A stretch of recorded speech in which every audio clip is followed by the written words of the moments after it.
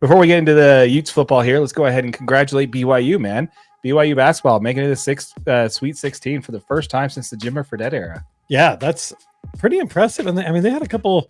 I mean, the first game wasn't too bad, but I mean, that second one was a pretty close one. Yeah, Kevin Young in his first season taking over the big clipboard there. It brings the team to the dance. Did you just call it the big clipboard? Yeah, well, in basketball it's a clipboard, and in football it's the big headset. Big headset. Yeah, so it's the big clipboard, big headset. I actually love that. Okay, the big clipboard. He's got the big one. The big one. He's just like holding like a 2 foot by 3 foot clipboard. Not one of those little coaches in the back with the iPad trying to do the replay. He's got a man-sized clipboard. Yeah, that's right. But yeah, so I mean, he's very impressive on this with bringing wins against TCU and Wisconsin. Man, first year VCU. VCU. That's correct there. That's correct. Yeah, VCU in Wisconsin. So Kevin Young, man, tell us about it. I mean, Kevin Young's having a fantastic season early. I mean, realistically, this guy came into BYU and really changed the whole culture of what this program was trying to be. Right. Mm-hmm. The fact is they were, Mark Pope leaves, goes to Kentucky, and Kevin Young just jumps right in. He gets a huge commitment right out the gate from Real Madrid's Igor Demine, which was one of the highest rated recruits in BYU history at that point. Not anymore. And then he comes in and he starts extending some other top offers, and obviously extends one to AJ Dybantsa, mm-hmm. And he obviously ends up committing to BYU as the nation's #1 overall recruit.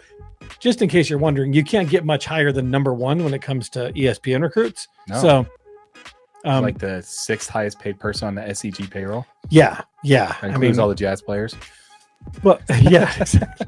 But I mean, realistically, this guy, not only comes in and, lands some huge recruits, he also convinces all Big 12 guard Dallin Hall, Richie Saunders, both to return to BYU. And Richie Saunders has actually turned out to be like the star of the show for these last couple of games, dude. Yes. He's just come out and playing out of his mind.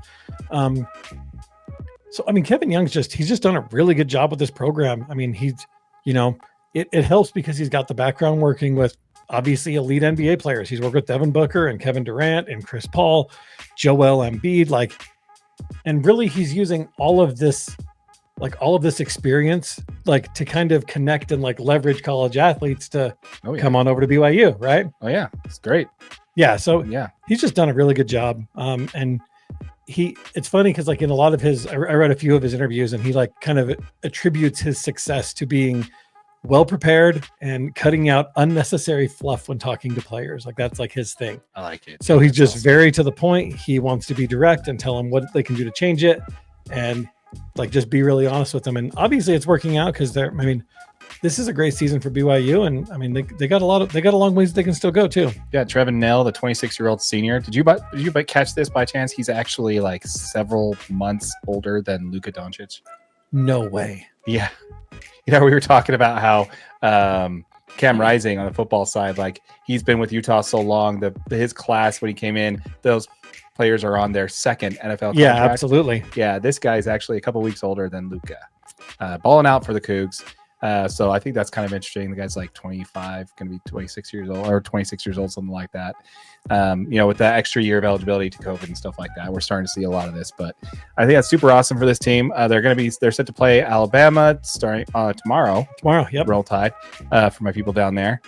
These teams, more and more I looked at, these teams were evenly matched. The Cougars get Alabama on Thursday, and if they somehow beat Alabama, they're set to play Duke in the Elite Eight, which probably is where that run's going to end there if they get past Alabama. Yeah, Duke's a tough out for sure. Yeah. BYU had some really good shooting. They shot 50% from the field, or just under 50% from the field in their first 2 games in the tournament so far. But the big deficit was from the 3-point shooting, because in that first game they only shot 35%. In the second game they shot 46%. Nice. Now, obviously Wisconsin was the number 3 seed, which is a much different game, but they've got to make sure that they can keep, at or above those numbers at 50%. And if they can get back into that 40+ range percent from 3-point land, they'll be just fine. Absolutely. It's going to be super interesting, man. Again, congratulations to BYU fans out there and to the Cougars there for making it to the Sweet 16, man. I'm looking forward to it.